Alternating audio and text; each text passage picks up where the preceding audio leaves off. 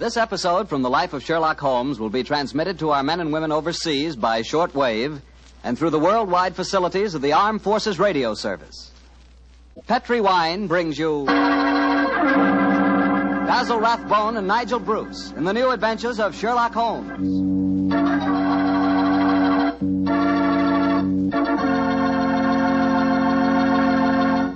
The Petri family, the family that took time to bring you good wine, invite you to listen to Dr. Watson tell us another exciting adventure he shared with his old friend, that master detective, Sherlock Holmes. And if you don't mind, I'd like to suggest something that you might share with your friends. And that something is a glass of sherry before dinner. Naturally, a glass of Petri California sherry. I say Petri sherry because it's the perfect before-dinner wine. You couldn't think of a better way to begin a meal. That Petri sherry has a beautiful, inviting color, like dark amber. And for flavor, well, you've heard sherry described many times as having a rich, nut-like flavor. But if you want to learn for the first time what those words, rich and nut-like, really mean, you just taste Petri sherry. It's wonderful. Serve Petri sherry by itself, or serve it with hors d'oeuvres, or those little cocktail sandwiches. And incidentally, if you prefer your sherry dry, not sweet, just ask your wine merchant for Petri Pale Dry Sherry. Well, the important thing to remember is if you want sherry, you want Petri sherry, because that means good sherry. And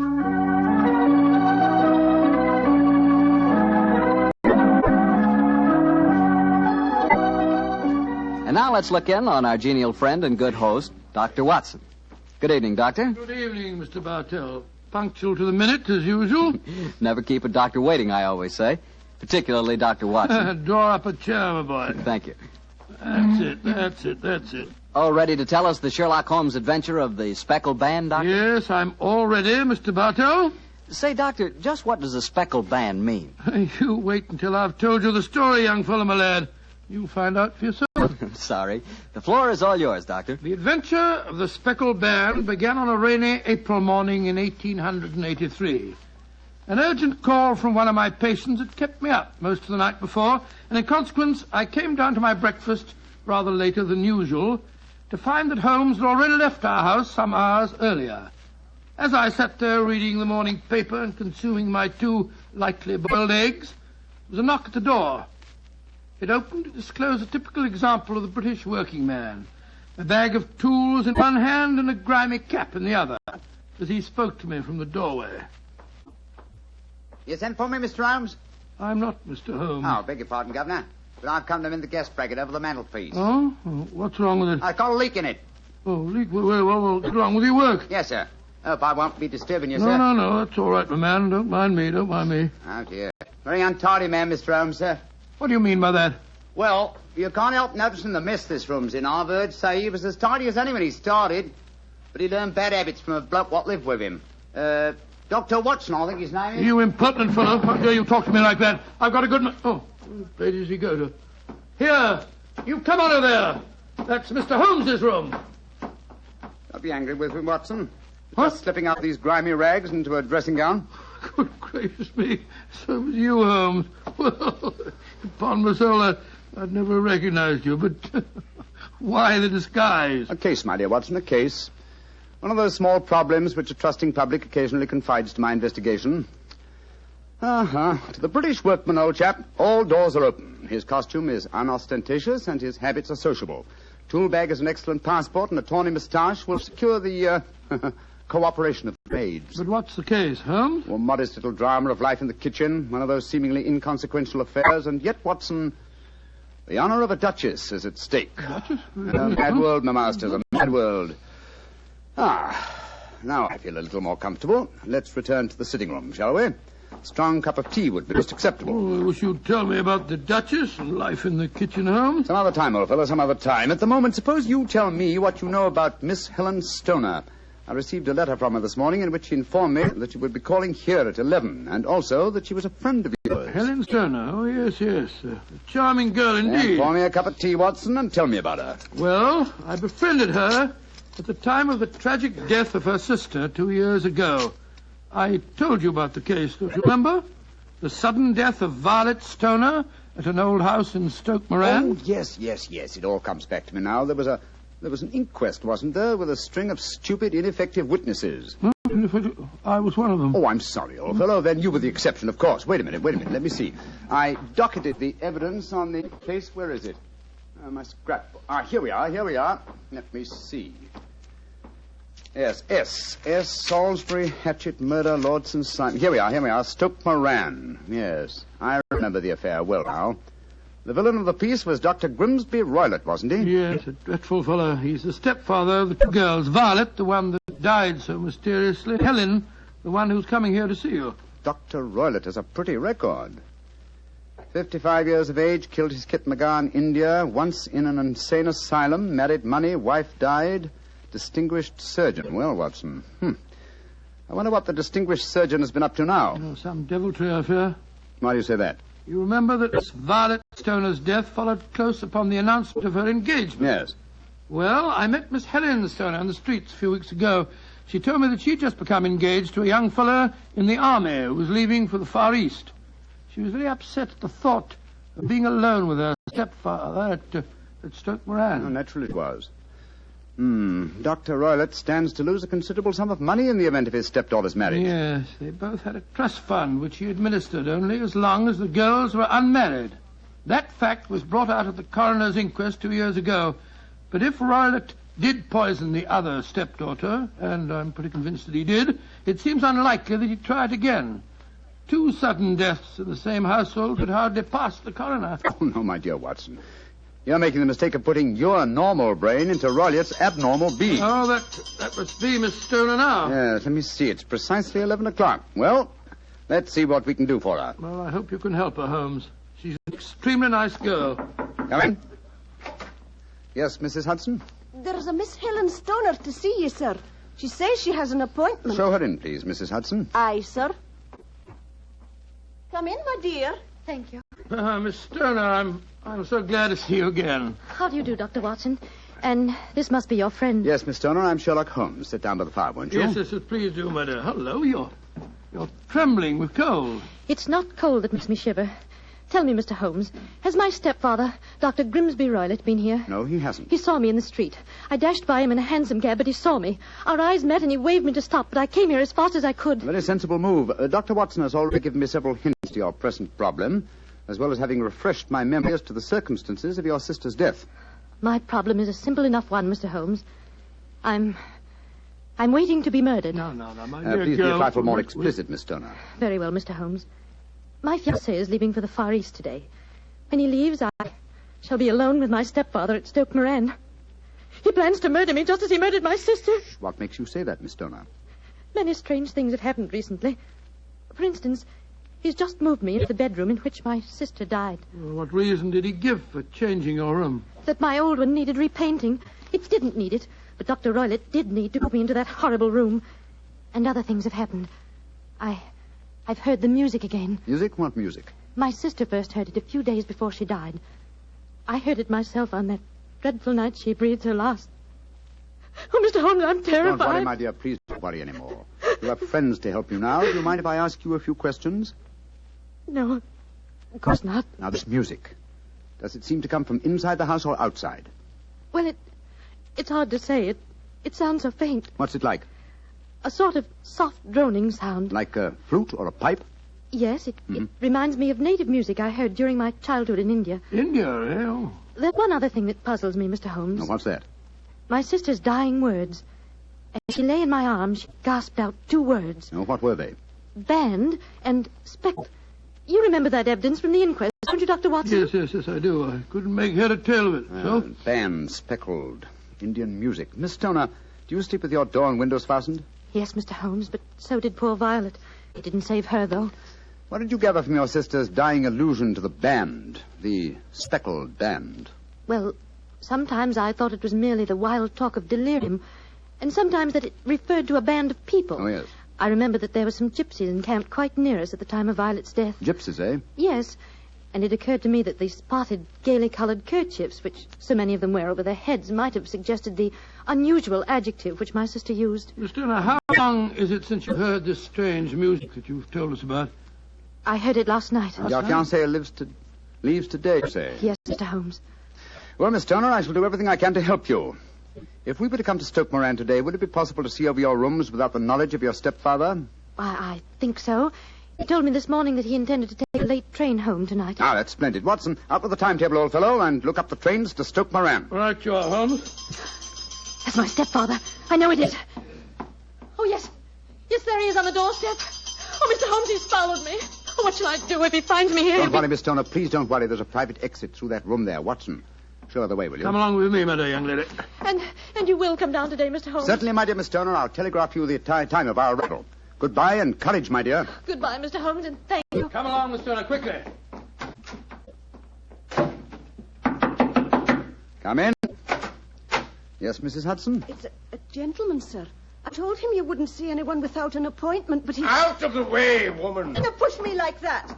I'm sorry, Mr. Holmes. That's all right, Mrs. Hudson. You can leave us. What kind of gentleman does he call himself, pushing an old lady? So you're Sherlock Holmes. You have the advantage of me, sir. Your name is, My name, sir, is Roylott.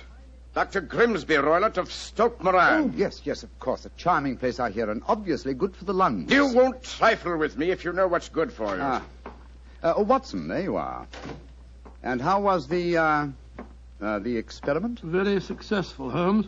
Good day to you, Dr. Roylott. I haven't seen you since I gave evidence at your stepdaughter's inquest. Yes, I remember you, Dr. Watson. Now listen to me, you two. My stepdaughter's been here. I've faced her. What's she been saying to you? A little cold for this time of the year, isn't it? You answer me! I hear that the crocuses promise well. You dare to try and put me off, do you? I know you, you scoundrel. You're Holmes the meddler. Am I? Holmes the busybody. I believe that a man should occupy his time. Holmes the Scotland Yard Jack in office. When you go out, close the door, won't you? There's a draft. I'll go when I've had my say. Keep your nose out of my affairs, do you hear? Oh, yes, my hearing is excellent, thank you, and your diction and delivery most forceful. But time flies, my dear doctor, time flies, and has its duties as well as its pleasures. Goodbye. Insolent rascal. Here, see this poker? Oh, the fire doesn't need poking, thank you, doctor. But I should be obliged if you'd put some more coal on for me. You laugh at me. You don't know my strength. Look. There. Your poker's bent double. And that's what I'll do to both of you. If you don't keep out of my affairs. I had a presentiment that he'd slam the door. Phew. He's an ugly customer, eh, Holmes? Literally as well as figuratively. Watson, I'd be much obliged if you'd get your revolver. It may prove to be an excellent argument with a gentleman who twists iron pokers into knots. The fellow's amazingly strong. Just look at it. I don't want to appear flamboyant, but, there we are. Great Scott, Holmes. You straightened the poker out again. Yes, it was utterly useless in its former shape. And now Watson, the timetable will catch the next fast train to Stoke Moran.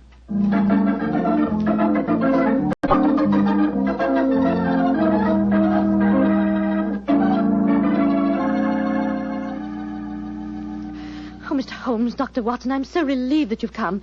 But don't you think my stepfather might have followed you down here? Let's take that chance, Miss Stoner. A few hours' delay might mean the difference between our life and death. It was imperative that we examine this bedroom of yours before Dr. Roylott returns. Anyway, my dear, you mustn't worry any more. We're here in your house, and we're going to take good care of you, no matter what harm befalls you. Thank you, Dr. Watson. So this is the room in which your sister died, is it? It's much as I pictured it. And Dr. Roylott's room adjoins this one, you say, Miss Turner? Yes, Doctor, on that side. The room which adjoins it on the other side is my regular bedroom. The one that's being so conveniently painted, eh? Yes. Well, let's examine this room. No trapdoors or sliding panels, I suppose. It sounds solid enough, Holmes. Yes, I think it is. Hello, what's this? Are you aware that this bed is clamped to the floor, Miss Stoner? Why, no, Mr. Holmes, I did that. What an extraordinary thing. Was the bed in your other room anchored also? I don't think it was. Very illuminating. And this bell pull hanging against the wall above your bed. Oh, that, it doesn't work. It doesn't work, but if you want to ring. There's another one on the other wall over there. Now, why this one? Well, I don't know. My stepfather made a number of changes after we came here. Yes, quite a burst of activity, apparently. And it took some strange shapes. Why are you standing on the bed, Holmes? I'm curious, my dear fellow. Aha. It may interest you to know that this bell rope is fastened to a brass hook. There's no wire attachment. It's a dummy. A dummy? But why? There's a small screen above it. It's a ventilator, I suppose. Yes, Mr. Holmes. Yes. A ventilator leading into your stepfather's room. Curious. I notice there's no means of opening the ventilator on this side. It can only be operated from your stepfather's room next door. I wonder if you'd mind taking us in there. Of course, Mr. Holmes. Follow me. What do you make of it, Holmes? There's devil's work afoot, old chap. Here we are, Mr. Holmes. It's much the same as the other room. A bit bigger, perhaps. That large safe against the wall seems to be an unusual piece of bedroom furniture. What is it, Miss Stoner? My stepfather's business papers. Oh, yes. You've seen inside it, then? Only once, some years ago. I remember that it was full of documents. What's this saucer of milk doing on top of it? Does Dr. Roylott keep a cat? No, but he does have a cheetah and a baboon as pets. He brought them with him from India. Well, Holmes, a cheetah is just a big cat. True, but I doubt if a saucer of milk would go very far in satisfying the appetite of a cheetah. Well, I think I've seen enough. This matter is too serious for hesitation. Your life may depend upon your following of my instructions, Miss Homer.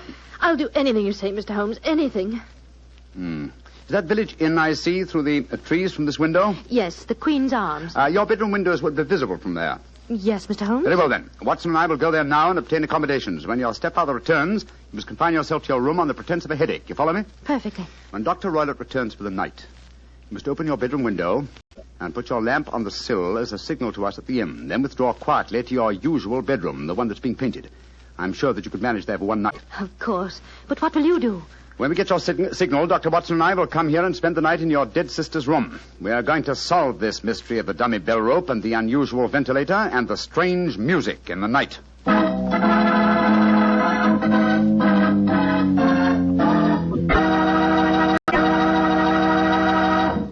You'll hear the remainder of Dr. Watson's story in just a second, so I'm just going to point out that at any really important dinner, you know, like when diplomats get together, you'll find wine on the table.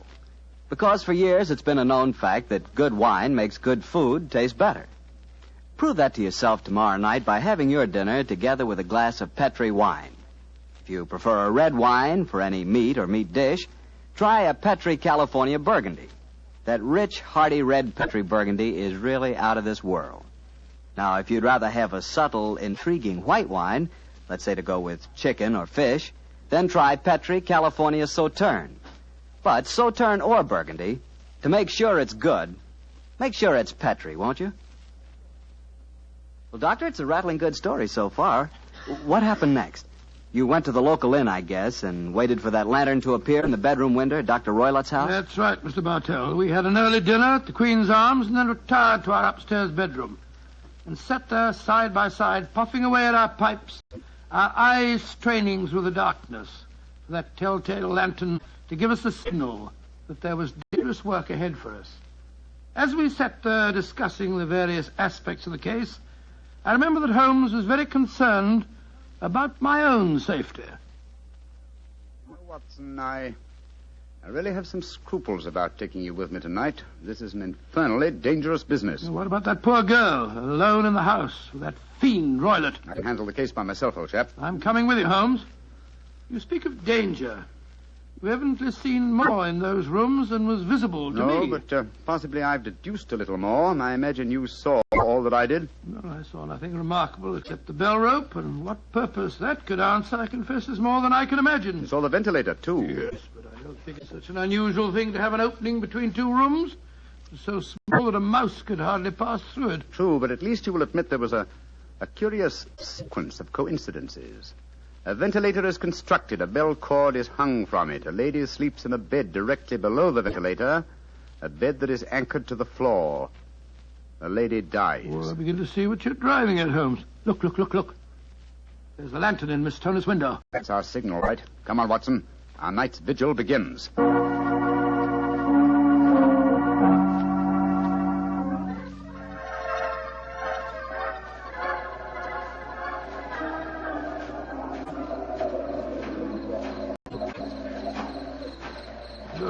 What a foul night. Foul night for foul business, Watson. Come on, through these laurel bushes. It's only another 50 yards to the house. Yes, the lantern's still burning away in the bedroom window, Yes, all the other lights are out. including the one in Dr. Roylott's room. He must have gone to sleep. To bed, possibly, Watson, but not, I think, to sleep. Great heavens, Holmes. Look at that frightful creature leaping about in the moonlight. It looks like some hideous child. That's Dr. Roylett's pet baboon. Well, it looks positively human. Yes, probably a great deal more so than its master. Shh. They're directly below the window now. This ivy provides a most convenient ladder. I'll go up first. Careful, Holmes, careful. Wait a minute.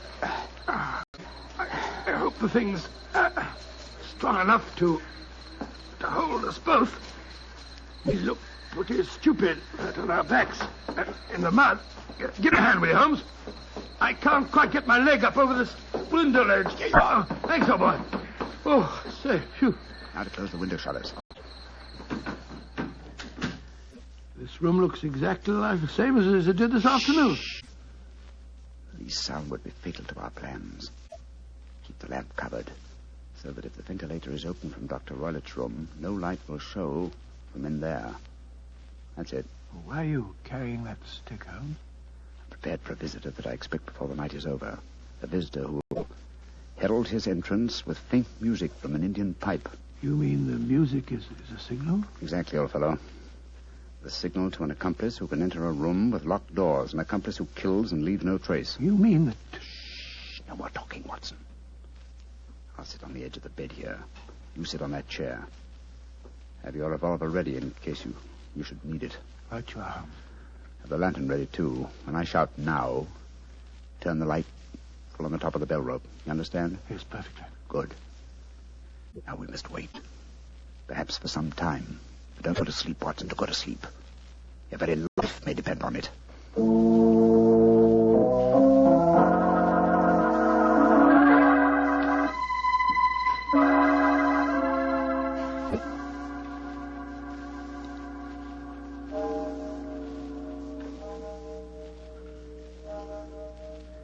Watson. Yes? You're not smoking, are you? No, Holmes. I smell tobacco smoke. Must be drifting through the ventilator. Exactly. Dr. Roylett is up. Look. There's a tiny shot of light showing up in the ventilator. Shh. Listen. There's the music. Yes. Heralding the messenger of death. Have your lantern ready, Watson.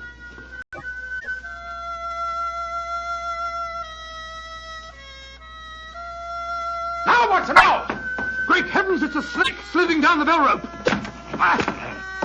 You can't kill it with that stick, Holmes. Out of the way. Let me get a shot at it. I'm trying to drive it back the way it came. Get out. There it goes. Back through the ventilator. What a fiendish plan.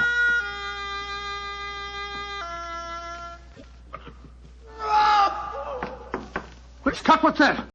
I think the devil has turned on its master. Come on, Watson, into Dr. Roylett's room. Dr. Roylett! Dr. Roylett! Doctor! Good Lord, Holmes. Look at him sprawled on the bed. Look at his eyes. Yes. And see what is coiled around his forehead. It's the snake. Yes, the band. The Speckled band. He's dead, Holmes. Yes, he's been bitten by the deadliest snake in the world, the Indian swamp adder. Deadly fangs produce death within 10 seconds. Well, Watson, violence does in truth recoil upon the violent, and the schemer falls into the pit which he digs for another. What should we do now, Holmes? We must remove the macabre headgear from the dead doctor and return the snake to its den. Then I suggest that we tell Miss Stoner that there's no more danger under this roof. After that, we can turn the matter over to the local police. Our work is done.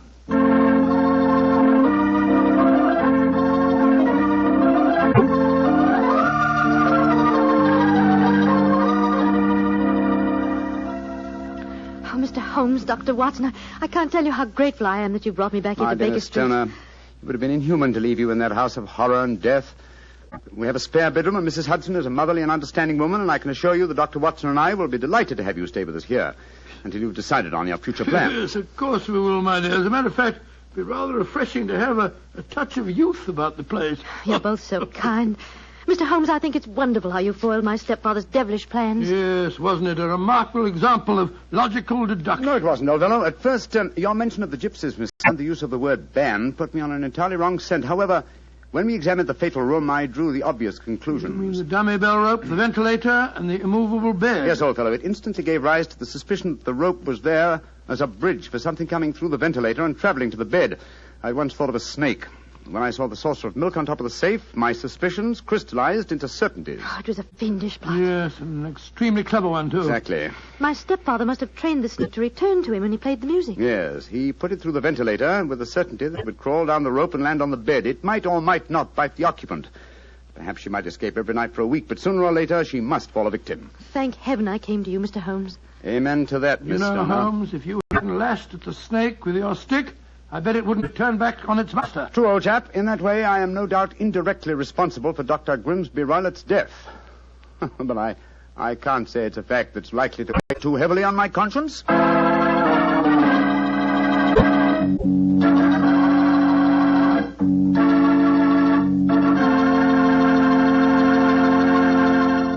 Doctor, that was quite a fascinating story.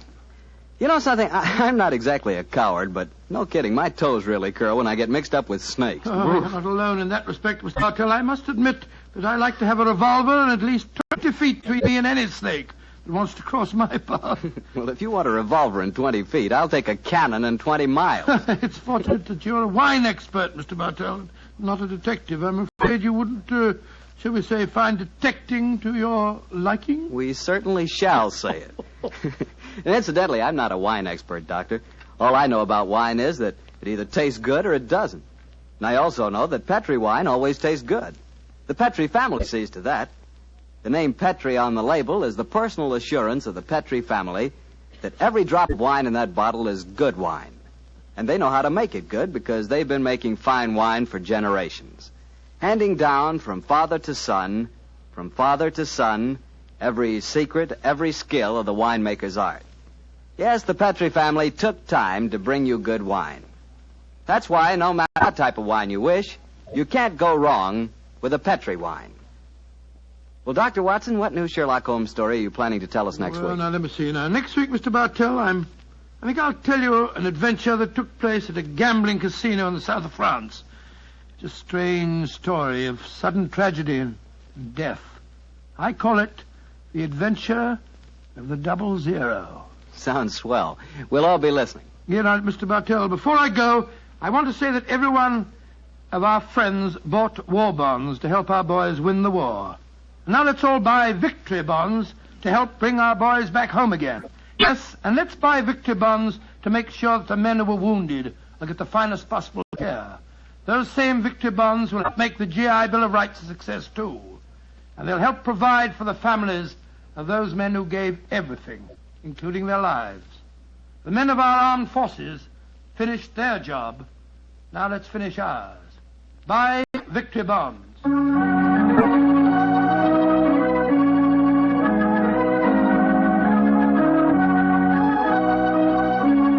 Tonight's Sherlock Holmes adventure is written by Dennis Green and Anthony Boucher and is an adaptation of the Sir Arthur Conan Doyle story, The Adventure of the Speckled Band. Music is by Dean Fossler. Mr. Rathbone appears through the courtesy of Metro-Goldwyn-Mayer, and Mr. Bruce through the courtesy of Universal Pictures, where they are now starring in the Sherlock Holmes series. The Petri Wine Company of San Francisco, California, invites you to tune in again next week, same time, same station. This is Harry Bartell saying good night for the Petri family. Sherlock Holmes comes to you from our Hollywood studios. This is the Mutual Broadcasting System.